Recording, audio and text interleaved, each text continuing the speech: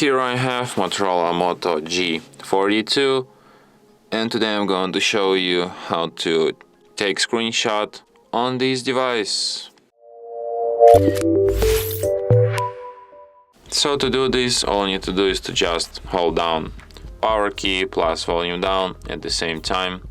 Don't hold it down, just press it slightly like this, and after that screenshot will be taken. So let me show you once again: power key, volume down, and that's how I can easily take a screenshot.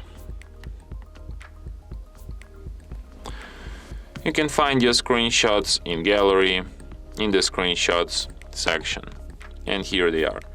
From here you can share, edit or delete these screenshots. And that's it. Thanks for watching. If you find this tutorial useful, don't forget to hit that like button and subscribe to our channel.